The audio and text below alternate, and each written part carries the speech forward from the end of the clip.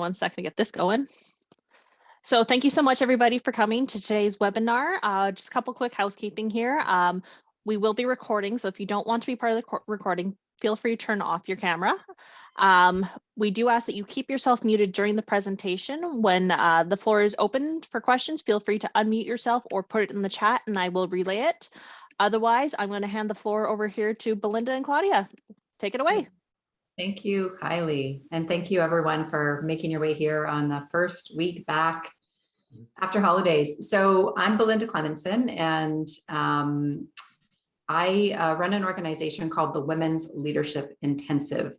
And what we do is leadership development programs by and for women, which is surprisingly rare. Most leadership development work, or even the books that you might read about, you know, how to be a better leader, are really coming from the perspective of men. And we certainly know, and you've probably experienced in your own life, that the journey for women in business and entrepreneurship and leadership is quite different than it is for men. And so that's sort of the need that our organization meets. I myself am a PARO member. I'm a member of a PARO circle. I live in Huntsville, Ontario. And I'll let Claudia introduce yourself as well. Yeah, my name is Claudia Valley. Happy to be here with you today. I also work for myself and in conjunction with wonderful people like Belinda at the Women's Leadership Intensive. I'm situated in Niagara, actually, in St. Catharines, Ontario, born and raised in Sudbury. And yeah, I would just echo everything that Belinda said. Really important conversation to have today. And my hope is that we're bringing a perspective that either you were feeling or knew about, or maybe didn't, and just to do that through our connection with each other in this community. So looking forward to the session for sure. Thanks, Claudia. Okay, here we go. Here is our topic for today. Just give me a second to get my windows all open properly. Here we go. So women, power, and empowerment is our topic of conversation. This is such a fascinating topic to me, because I feel like we are constantly hearing about women's empowerment here and women's empowerment there. And certainly I've used that term a lot myself. And it was only in the last couple of years that I really started digging into, like, when we say empowerment, what are we talking about? What exactly do we mean by that? And the idea that the root word in the word empowerment is power. And one thing that we do not talk a lot about in our society is power. And I think there's a reason for that. I think we have a certain concept of power in our world that's very much a power over kind of model. And that exists everywhere, right? There's all the authoritarian power figures in our world, from, you know, might even be family dynamics, right? That where the parents had the power and the kids did not, or you go to school and it feels like the teachers or administrators have the power and you don't. So we have sort of a life history with power in our society that might be more, I'm going to say, patriarchal or power over kind of a model. And what I know from working with women is that we're not interested in that. We're not really looking to then have power over other people or to reinforce that kind of power over dynamic.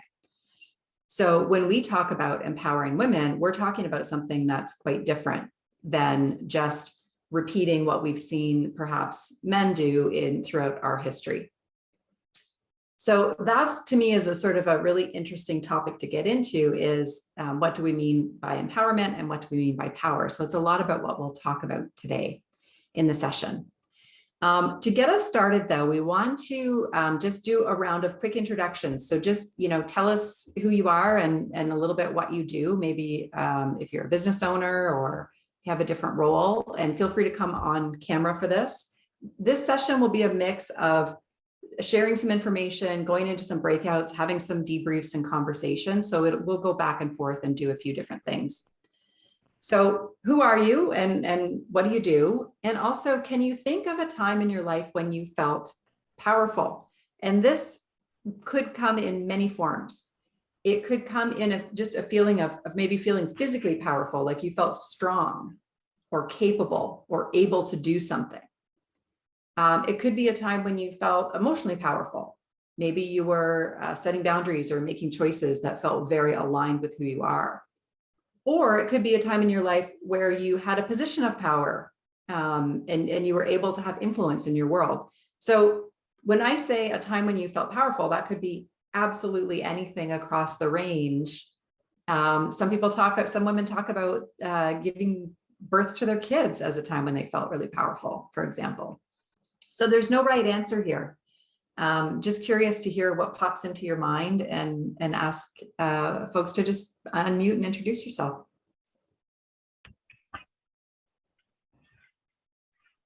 Any brave soul can jump in and get us started. Well, I'll hop in there. Okay, thanks, Tracy. I'm Tracy. I'm located in Thunder Bay, and I run Ecological Landscapes, which is switching over here. I'm in the midst of a rebrand to Landscapes and Leisure. And the time when I felt powerful, that one was hard. That one's harder. I think when you said physically, I always go back to I was just out of university, and I was working for Tourism Red Deer in Alberta, and I was biking all over the place, and I was actually working 3 jobs at once, and bouncing from job to job on my bike. Best physical shape I've ever been in, and I probably ever will have been. Yeah, thanks for that, Tracy. I think it's interesting when we think about like the how our sense of empowerment comes in many forms, right? And sometimes that physical empowerment translates into feeling powerful in other ways. So it's really interesting. Susan Kay, you were about to jump in there too. Okay, great. So I'm in Gravenhurst, so I'm not very far from Belinda. I think you said Huntsville, so that's kind of cool. So I am a recruiter. I specialize in looking for great staff for employers. Basically, employer is my client, and the interesting time to do that for sure. My background is human resources, so I've sort of run my own recruiting business for over 5 years, and I have 2 examples of feeling powerful. One is more physical, so I think it was great you brought that up. So it was when I volunteered with Rotary, and I went to Zambia. A group of us went to Zambia basically to build a school for that community.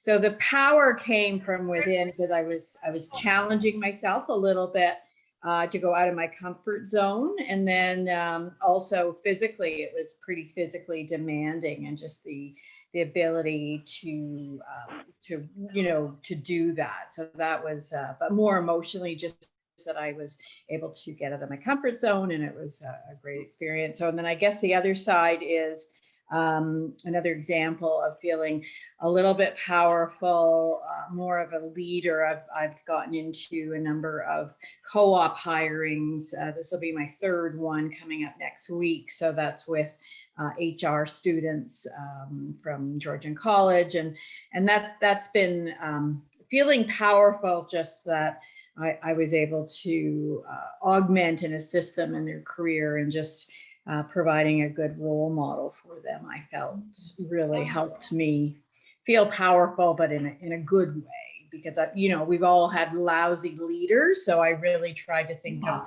all the things that I liked or disliked about some of my own leaders. Thank you so much, Susan. Hope, I see you've unmuted. Hi, it took me a few minutes. I just am feeling maybe powerless with COVID and like 2 years of this crap. So it's hard to get like when I felt powerful. I think the first thing that came to mind was I had like a difficult childhood, and it was very chaotic. And I just remember being, I don't know, about 15 or 16, and I was just like lying on the floor in our home, and the light, like the sun kind of from outside, was shining on me. And I don't know, like, I'm not a particularly spiritual person, but I just felt like an overwhelming feeling of like, everything's okay. Everything's okay. Everything's going to be good. Life's going to be good. And, like, I go back to it every once in a while because it's so calming. So that's when I felt powerful, because I felt like it doesn't matter what I do, I can do whatever I want. everything's going to be fine. But I have had like successes, you know, like, and you know, times I've been like in the paper, or like people have been interviewing me for different things, or I've had influence at different board tables or whatever. So I've had those like kind of mini powerful things, but not so much recently. So. I hear you. I hear you. Yeah, that's a great point, Hope. You know, it's like a lot of us don't feel like we're in charge of our own destinies right now with all this stuff happening. It's hard to get into that place of power or empowerment. I forgot to say where I am and what I do. So I'm in Brandon, Manitoba, and I do community development work. So started to Make Your Space, and have worked on lots of community projects and give out like small grants and stuff. Okay, great. Thank you, Hope. Anyone else want to jump in? We don't necessarily have to hear from everyone. It's not a requirement. But...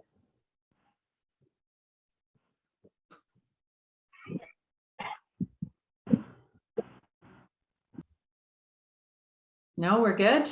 No one else wants to jump in and share, or you just feel free to just introduce yourself too. If you'd rather just do that, just tell us who you are. You don't have to answer the question. Hi there. Can you hear me? Yes. Hi, Tanya. Hi. I'm driving, so I'm not going to go on camera, but I would kind of my introduction to myself and my powerfulness come hand in hand. I'm Tanya Moore Lynch from in between Barrie and the Sault Ste. Marie area right now, and I am an ADHD professional. I advocate and educate for those with ADHD, and it's been 4 years since the walk that changed my life in January 2018, and I have been hyper-focused on the study of ADHD and the sharing of my knowledge. And I also am buying and selling mid-century modern furniture and luxury items.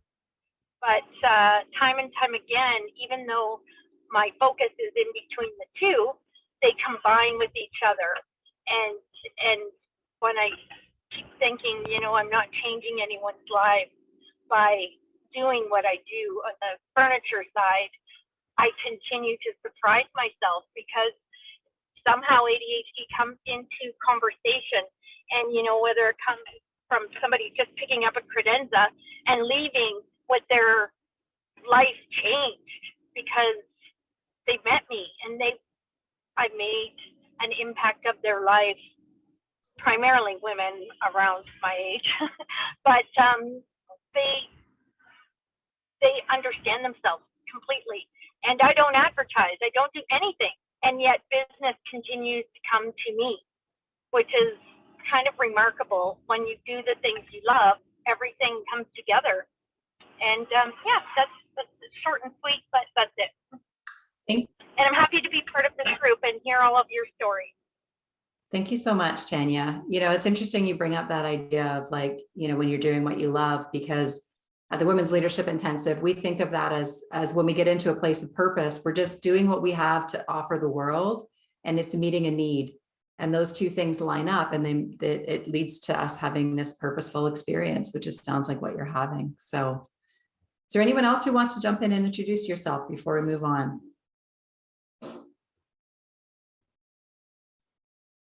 Got a great little introduction from, I think it's Cyan in the chat feature. So good morning and welcome. Happy to have you here.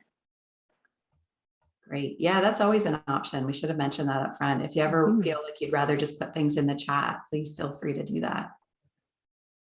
All right, welcome everyone. So women, power and empowerment. I always kind of go back to, I'm old school. I go back to the dictionary and start looking things up. You know, what do these words actually mean? So when I went to look up empowerment, this is what I found, you know, authority or power given to someone to do something. And there's an example there, or the process of becoming stronger and more confident, especially around controlling your life and claiming your rights. And I certainly feel like we are at a point in time right now where women are starting to do a lot more of both of these things. And certainly there's sort of been a progressive journey in terms of that. And yet we still carry with us the sort of remnants and echoes of a history where we did not have these things. Or we did not have a lot of agency over our own lives, a lot of control over our own lives. And so there's a history there, you know, in terms of even practical things, not being able to own property, not being able to have our own banking accounts, not being able to vote, you know, and these things are far back in the rearview mirror. Thank goodness, things are significantly better now than they used to be. And yet there are still these cultural fragments that sort of come along with us in terms of why empowerment for women is different than it is for men and others in our society. So what are we going to do in the next hour-ish? We're going to explore some new definitions of power and empowerment. So I mentioned that a lot of us don't like to talk about power or have a history with power where it feels like power over. Let's redefine that for us as women. What do we want power and empowerment to be like? We're going to work through some personal stages of power, and we'll also learn some tools. In all of our sessions at Women's Leadership Intensive or WLI, we always do a couple things. We always try to expand our thinking and learn something new. We always try to connect with others because we learn so much from each other, and we always try to walk away with some tools. And so that's what we'll do today as well. So let's look at this old power, new power dynamic. Yeah, and we're going to actually look at the work of Elizabeth Lesser. So she has a model on new power. She's also an author of a book called Cassandra Speaks. So we are going to look at sort of the characteristics. So if we look at what we're going to put under this title of old power, and we're comparing that to what she would call as this new power that we're looking at, we'll look at saying, okay, well, old power, and I'm gonna preface this, and Belinda said this a couple of times, if all of our social constructs thus far are coming through a male lens, you'll start to sense that this old power also, from that theory, would come through, there would be some male characteristics sort of shining through here, what we typically put under that bucket. But old power would look at being strong, right? The idea of a characteristic of strength and power over, Belinda mentioned that already today, versus new power is really looking at this idea of with and partnership with. We go from this idea of being the authority figure and knowing all to interactive, which also then speaks to this idea of collaboratively connecting, working in collaboration with, versus the collaboration but competitively. Valuing individualism and fortitude. So again, looking at mental strength and courage versus valuing relationship, things like empathy and communication. You know, as a sidebar, if we look at some of the powerful women in positions of powership over this whole pandemic, something that came up in many, many articles that you would read about is this idea that they were actually bringing some of that empathy to the table. And that's what really was impactful. So withholding praise and encouragement as an old power characteristic versus being generous with praise, generous with encouragement, letting people know and giving them that feedback. Old power also having this idea of dominating over, interrupting, overriding, versus this characteristic of taking a leadership or a power perspective of listening, processing, including others in decision-making in the conversation. So again, if we were to look at this as sort of on a spectrum of masculinity and femininity, it's not to say that some of the characteristics under old power aren't valuable or aren't things that we need to lean into in our power. It's just saying there's been an over focus. It's been the only focus over all these years. And so when it comes to new power, these are the characteristics that have to be alongside with or focused on now because they've been either ignored, forgotten, or just not included in the discussion of power. So again, an interesting model, and as you reflect, starting to think about, you know, where am I seeing this in my power? Where am I seeing this in the power examples that I've seen around me? But Belinda, anything you want to add when it comes to this model around power? Sorry. Yeah, no, just I think what you said, Claudia, about it's not that we're saying that everything on the old power list needs to go and it's all negative. It's about coming back into balance. So if we think about, you know, having a history that's very patriarchal or very old power focused, it doesn't mean that we're going to change the pendulum and go this way. what we're really looking for is just to come into a more balanced state, right? Where there's value for all of these things, and there's value for the things that we all bring to the table. And that starts to feel more equal, and that, you know, there's more voice there behind it. And we can probably think of people who very much embody that old power model. We probably think of people in our lives, hopefully, who embody at least some of that new power model as well. Yeah, Susan put a comment in the chat saying, you know, values individualism versus valuing teams. And I would agree. Again, we need individualism. It's not that we should say like valuing my individual needs and you know, my power is not an important thing. It's just that what's been forgotten for so long, Susan, is the teams part, is that collaborative lens when we think about power. So how do we make sure that it's both and versus an either or? And as Belinda said, we don't want to swing the pendulum necessarily completely the other way, but it's been so out of balance for so long that you are correct. What we want to bring to the table is this lens of, yes, power is also collaborative. Power does also include sharing that power with teams and with others. Hopefully that answers your question, Susan. And you can kind of think about how, you know, you would want some of both columns or a bit of each if from a leader, right? And if you have a leader who's too far on one side, you probably felt the consequences of that too. 100%. So it's a bit of both. And Claudia is going to drop a document in the chat right now, a PDF that has this in it. So don't feel like you need to take notes. You're going to have this in it. And we're actually going to also put you into a quick breakout discussion, just about 5 minutes, with a couple of partners to talk about where this might be showing up in your life. So, you know, how is that old power dynamic playing out in your life? Maybe you know somebody, maybe it's you know, a job that you had was like that, or maybe your family was like that. And again, this is not about judging. It's just about starting to identify it and name it a little bit. And then also there might be places where that new power is playing out in your world. And, you know, could be your engagement with this PARO community, for example, as one place, or it could be with your women friends or in your family, who knows? But we're just going to send you into a 5-minute discussion to sort of see how this relates to your own life. Yeah, and I'm thinking you've been in breakouts before, but if you haven't, you don't have to do anything. This is just going to whisk you away from this screen. You're going to reappear on another screen with just a couple of other people. Have your discussion, and then it'll whisk you back, whether you like it or not, once the time is up. But as Belinda said, it's just a quick 5-minute discussion. Okay, have a great chat, and we'll see you back here shortly. All right, folks, welcome back. I know we lost some of you, then we got some of you back, so I'm glad you all made it back. But before we move on, that discussion in your breakout around this idea of old power and new power, any questions come up in your breakouts, any insights that you'd want to share? What were your discussions like when it comes to power, old power, new power?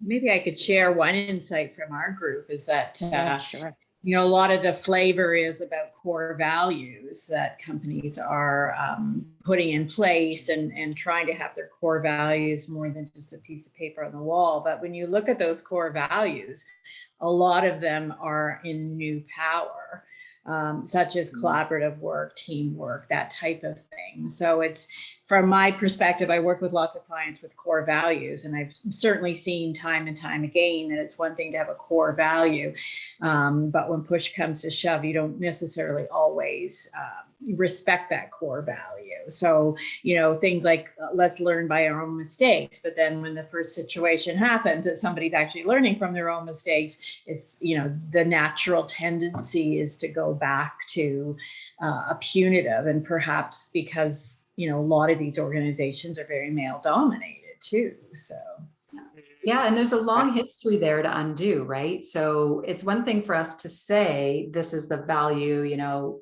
we value collaboration or learning through mistakes, but there's a long history of that's not how we rewarded people in the past, right? And there's also some competing priorities there in terms of, you know, the importance of other things in an organization, whatever that might be, profit, ego, history, like there's a lot going on there.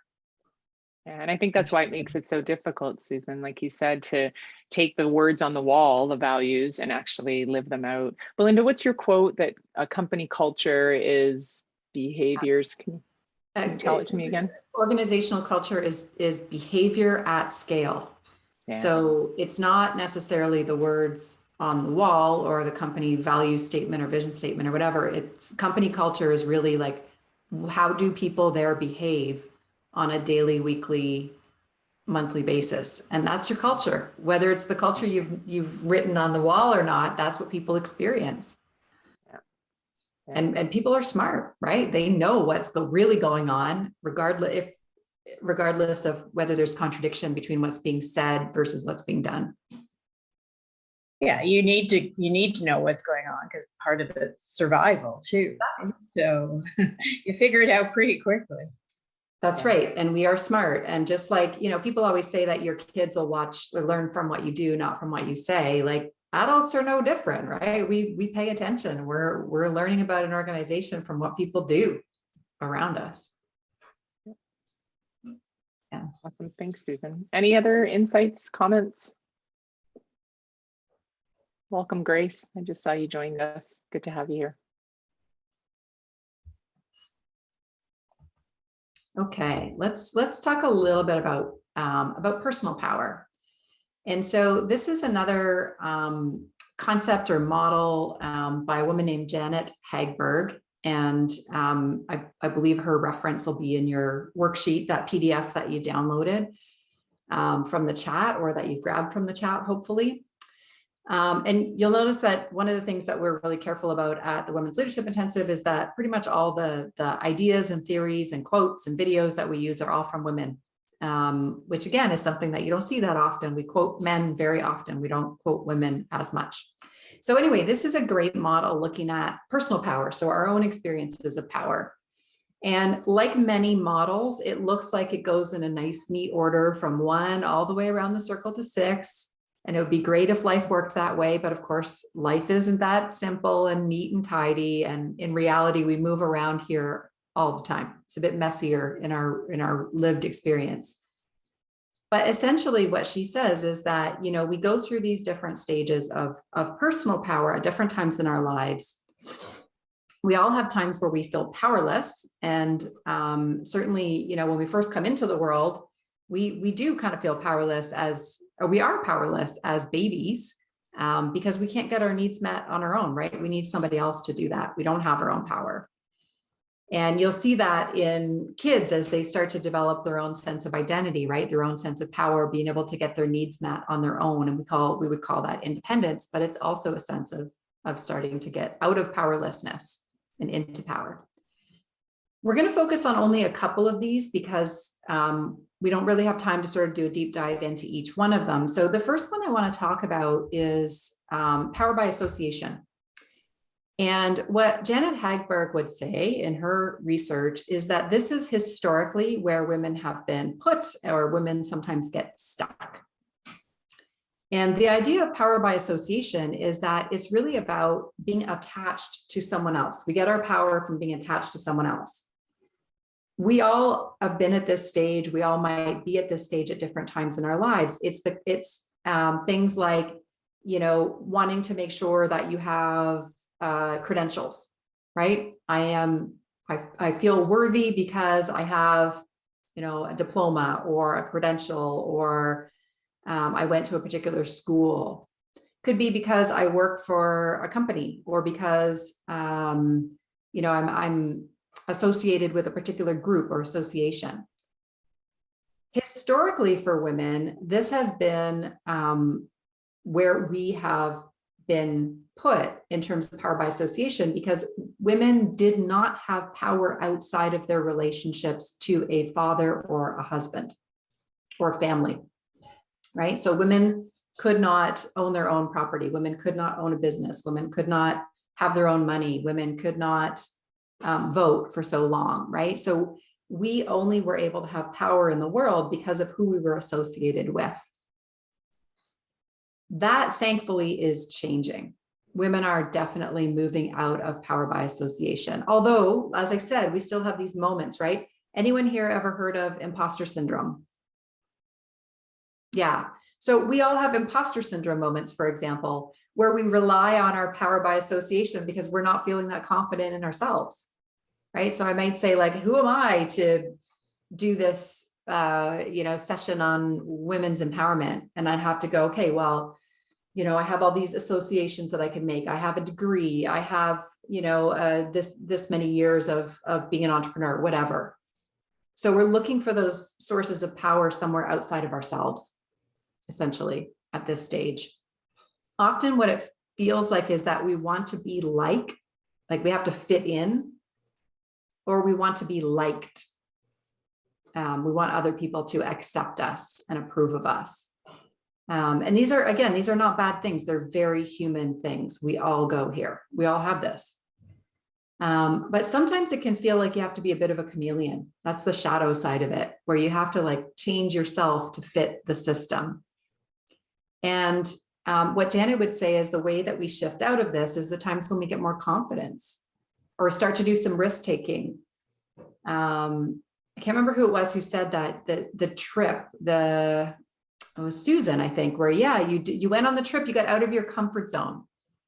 That is a great road to getting more of that personal power to get out of our comfort zone, because it shows us that we can take a risk and we can thrive and we can make it through.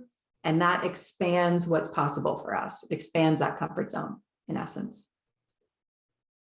So when we shift from that place of power by association and go to the next stage, it's power by achievement or status. This is based on like, what can we do? What am I capable of? What am I able to contribute? And so that core question there, what are your gifts? And this is a great place to be. It's a place where I think right now women are really coming into this zone and having our own sense of power based on what we can do as women. Janet would say that this is historically has been the domain of men, right? This is where men live, in that space of power and achievement, in terms of who they are, what their identity is as people. In this stage, we feel a sense of control because it's based on what we can do. We may feel a sense of expertise, right? We have a certain skill set we're able to bring to the table. We have ambitions, we want things. This is all good. But like anything, we can have too much of a good thing. And that leads us into the shadow side. And so when we were talking earlier about that old power, new power imbalance, there's a big imbalance in the world right now in terms of this type of power. So we as a society have come to really buy into the notion that we need to constantly be achieving, right? The next job, the next role, the next house, the next car, more money, more this, more of that, as a way of feeling worthy and good about ourselves, right? We've been told through advertisers mostly, that this is the road to success. This is what success looks like. The downside of that is, people have gotten disconnected from more of an inner sense of success and our own values, or maybe we're chasing this outward version of success. And it's the keeping up with the Joneses kind of model. And some of the sort of big picture downsides of this are what we see now in terms of capitalism, right? Capitalism in itself is not a bad thing. But if capitalism becomes the dominant model in our society, what kinds of consequences do we feel? Right? We have corporations that don't pay their people very well, even though they're millionaire, billionaire companies. We have companies that don't take any responsibility for environmental impact. We have companies that put shareholder value or profit ahead of employee experience or customer experience. So again, we're in this place where the balance here is out of whack in terms of this over focus on status and achievement. So as we have women coming into this space, I think what we're bringing with us is a different perspective. And so certainly the goal is to come into our own power as women, but not necessarily to emulate what we've seen men do in the past, because then we're just going to create more of the same. And it certainly is my belief that we don't need more of the same. We need some very different kinds of leadership and power. I'm going to just run through one more thing and then we'll get into a conversation about this. The first 3 stages that I just talked about really are a bit more about the outside world, about power coming from out here, right? Based on who we know, what we're able to accomplish, our status, maybe what we own, those kinds of things. There's a turning point that a lot of us reach in our lives where the outside stuff, the external stuff becomes less important. And we start to go inside and say, what do I care about? What matters to me? What do I value? And this is a great quote by Brene Brown, and we're going to actually hear from her a little bit more in a minute, but this idea that you're either walking inside your story and owning it, or you're standing outside that story and you're hustling for your worthiness. And those first 3 stages kind of feel like hustling for your worthiness. And it's when we turn the corner into stages 3, 4, 5, where we start to get into that internal sense of empowerment and fulfillment for ourselves. So reflection is really when we start to ask ourselves some of the hard questions. What do I want my life to be about? What really matters to me? What kind of legacy do I want to leave? How do I want to leave the world that I'm in? Right? What's my contribution? Those kinds of things. And that takes us more into this place of purpose, right? That we kind of talked a little bit about already. This is, not to say that we're not still achieving and accomplishing things here, but we're doing that in an aligned way with our own values, with what matters most to us. It's not about ego. It's not about conquering. It's not about consuming. It's really about doing the things that have meaning. It often feels like kind of a calm or humble space, although it can require a lot of courage to do that inner questioning and then follow your own path, right? Following the road less traveled is your own way, not the way the world has told you. Here we might experience some pressure to conform, and it kind of takes us really becoming more reflective and understanding the patterns in our own lives and the world around us, and having that faith in ourselves that what is meaningful to us is important and it matters. So that's a lot of information. Want to give you a chance to just sort of unpack that with each other. This is all in that worksheet. So again, if you're looking for where this sits, that's where it is. The question here for your breakout is just, what are the kinds of things that help you shift from that more external power place, whether that's association or status, to the more inner power place, reflection? Maybe you're asking yourself some hard questions right now, or that you're wanting more alignment, more of that sense of purpose. So we'll just put you into 5-minute breakouts to chat about that. All right. Have a great chat. Great. Well done. Hi, ladies. Welcome back. Welcome back. So I'm curious, what of this is kind of resonating in terms of moving from that more external part of the power dynamic in the world and going more to the inner part, but your own sense of power, values? We had a couple of points in the group that I think are really important. And I think one is, your age and stage too of your life, you're different. And I don't think we also talked about that just because you've moved to more purpose doesn't mean, okay, I'm here, I've made it, I'm going to stay there. You kind of switch back and forth, and sometimes you can have a combination of both. So we talked about age and stage, and we also talked about financial stability too. You're more likely to lead with purpose and core values when the bank's not calling you and saying, okay, I know Friday is your next payday and you have a mortgage. And at least for me in my experience, I've been more likely to go with purpose and also serve.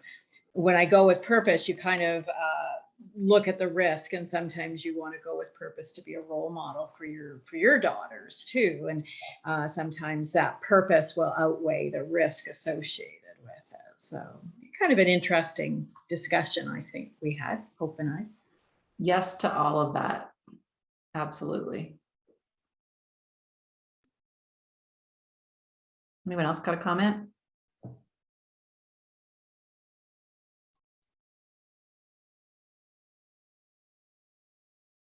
Okay.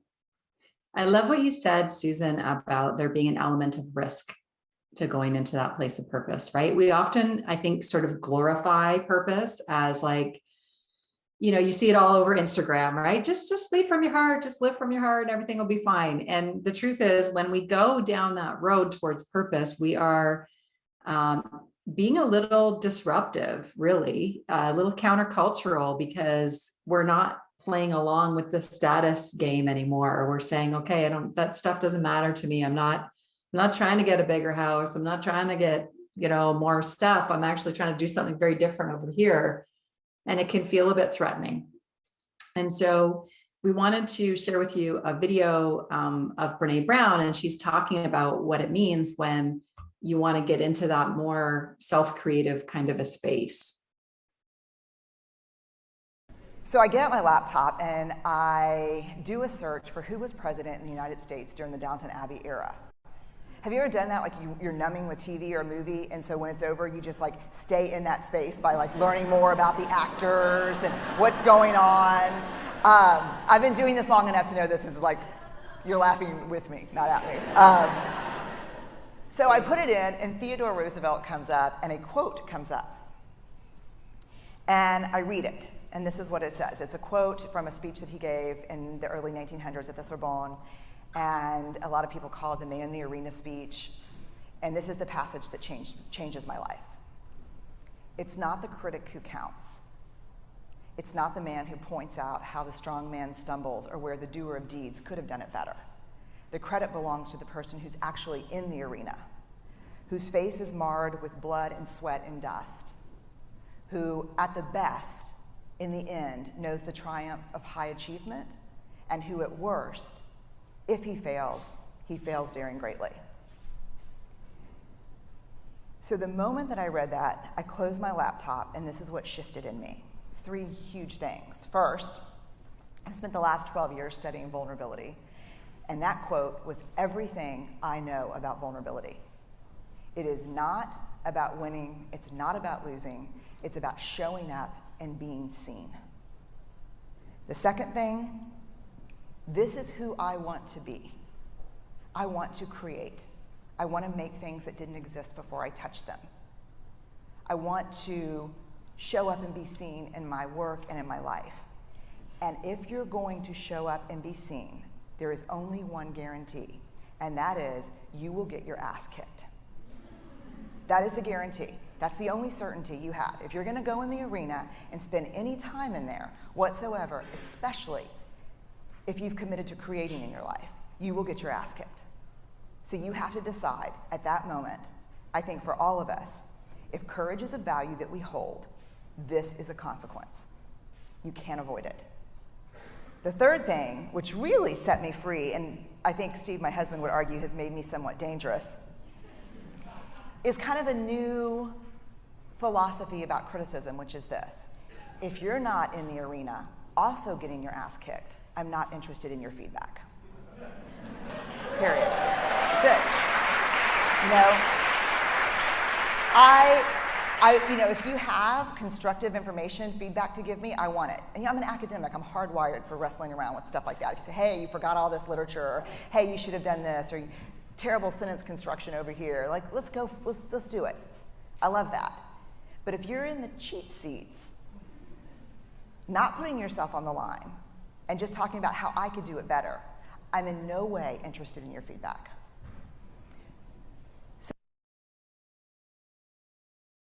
She's the best, honestly. So what do you think? I saw lots of smiles. That was brilliant. Right? Absolutely. Yeah. So, I mean, if you just Google Brene Brown, the arena, you'll find that part of her talk. And I probably watch that like once a month when we do this workshop for various people. And I'm always like, yes. You know, the idea that when we're just by following our own path, we are going to come up against resistance. We're going to come up against it internally as well, right? It's going to come from inside, which is, am I doing the right thing? Self-doubt. You know, who am I to go completely, you know, off on this path in life when everyone else is going over there? It looks like they're going over there.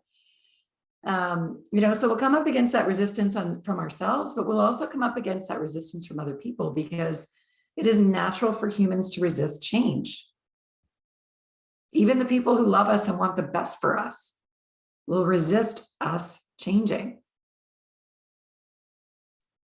So what I love about that talk is it basically is saying to me, go do it, go into the arena or follow the path or whatever it might be, but expect and know that not everybody is going to, you know, love it and be on board for it all the time.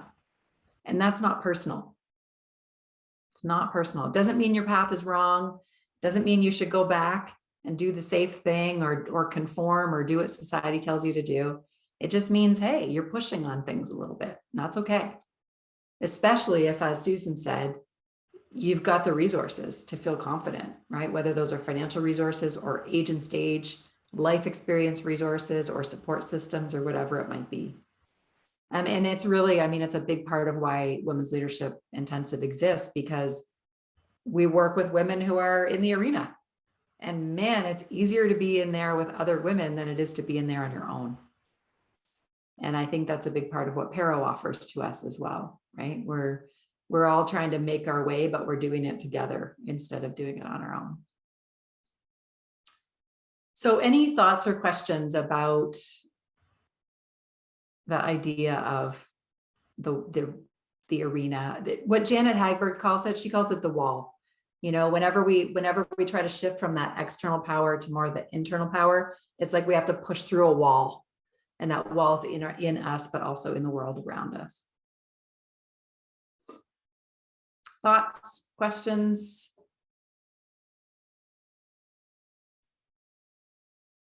I was just thinking like how our current situation, COVID and 2 years of it, you know, it's an environmental issue, but, you know, also how that impacts it, which clearly it does, you know, your ability or confidence to move into the more reflection is impacted by everything around us, and just even more isolated.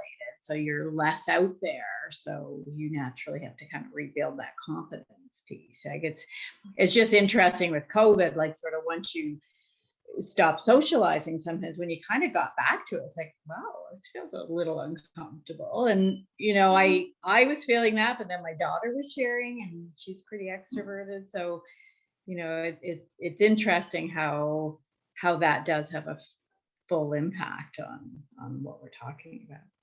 Absolutely. And I think, you know, we're hearing so much now about the Great Resignation, and so many people are reassessing, right? Like I think we're really at a point of reflection, a lot of us, right? We're looking at sort of our lives and going, okay, everything, but we were a bit on autopilot, I think, until COVID forced a lot of us to stop and think.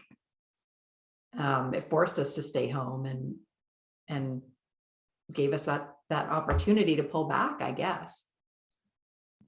And in the world of work, because I do recruiting, it's amazing what I've seen on how work is different, and how people are just saying, you know what, I don't want to go in the office 5 days a week. I don't necessarily have to. So I'm not interested in that job if that's what it looks like. I'm looking for a bit of a hybrid. And I'm just seeing that in roles I've never seen it before. So that's the whole reflection piece. And you know, and it is disrupting how work is done. But yeah, so it's a very interesting study where we're at.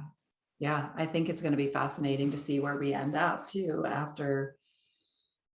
Not even sort of after things shift to a point where we can have some distance to look back at it, right? Because we're still in it, obviously. We're all back in it now, even though we thought we might be moving forward and shifting. So yeah, I think it's interesting. And I think it is, it's a lot of people asking themselves a lot of questions, right? What do I want my life to be like? I know a lot of women in the, working for big corporations and organizations who really didn't see much of their families before COVID, because between getting out the door, dropping kids at daycare, working long hours, aftercare programs, kids going to bed, getting dinner on the table, like, and a lot of those women are telling me they won't go back to that. And why should they? Right? This change is okay. It's scary and it's disruptive and it's hard, but in some cases, I think it's just really needed as well.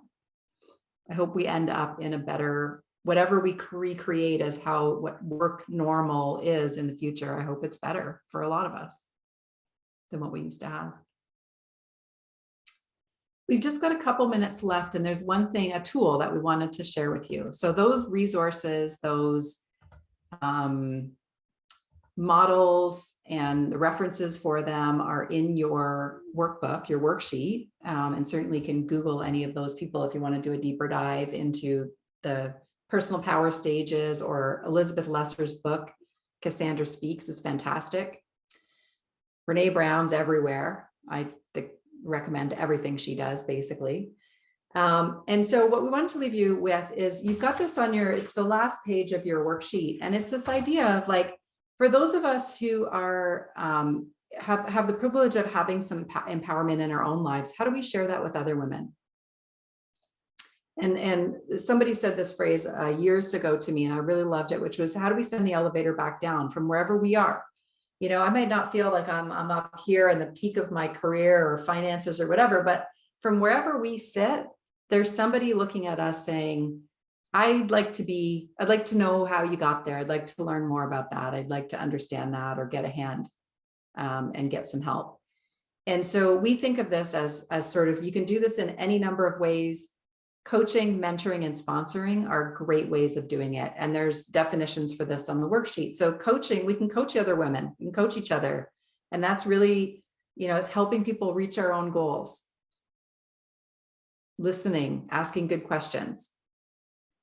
We can mentor each other, which is sharing a bit of our own story. How did I get here? And how might you create a path to get where you want to go? What can we share about our lessons learned with one another? And then finally, sponsoring is something that the research would show that women don't get enough of. And that's where we actively create opportunities for one another. We this is where we mention you in a room where you're not there. We say, oh my gosh, Tracy's great at this. She has a business that does this. You should definitely hire her. Let me send an email to introduce you. Right? Or we put somebody's name forward for that promotion. We say, yeah, this is, like, Tabitha's the right person for this job. You should absolutely consider her. Or it's where we buy products and services from each other, right? Instead of from Jeff Bezos or whomever. It's where we really support each other with actions, actively using whatever resources we have to help other people succeed. And so the worksheet that's on your workbook, it just gives you a couple questions, which is, who could you ask for some of this from? Who could you ask for some coaching or mentoring or sponsoring from? And I know that's a big part of the PARO network, is doing that for one another. And then also, who could you support? Is there someone in your circle that you could get a little bit more proactive about helping them, right? Empowering them with some coaching or mentoring or sponsoring. So that's kind of the takeaway. That's the homework takeaway tool to do some reflection about, in terms of how do we take our own personal empowerment and start to share that with other women in our community. Any questions about anything we've talked about? Anything not make sense, or insights bubbling up? This has been great for me. Like, it's really resonated. So thank you. Thank you, Susan. Okay. All right. Well, if no one has any other questions, thank you so much, Belinda and Claudia, for your wonderful presentation today. Again, as we did record this, if anybody would like a copy of today's recording, please feel free to email me at communications@paro.ca, and I will put that in the chat. If you, again, you missed the workbook, again, feel free to email me and I can send that along to you as well. Thank you again, Claudia and Belinda, for the wonderful presentation. Just wanted to make an offer Okay. too that we have got a free video series called Inspired to Lead.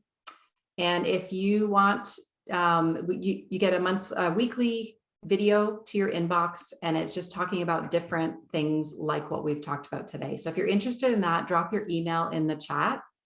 And then Kylie, maybe you can send them to me and I'll add folks to the video series list. Follow us on social. I think Claudia is going to drop our Instagram if she hasn't already. Yep, I did. And then the last thing is we run a leadership program for women, and our 2022 group is almost full. We've got 4 spots left in that program. So if anyone is interested in leveling up or leadership development for yourself for this coming year, shoot me an email, and probably do that as sooner than later, because we're getting pretty full. So we can give you some more information about it. All right. Thank you, everyone. Have a wonderful start to 2022. Thanks, everyone. Have a great start to the year. Nice to meet you all. Enjoy the next session. Yeah, take care, Have everyone. fun, Marcia. Alrighty, see you. Bye-bye. Bye.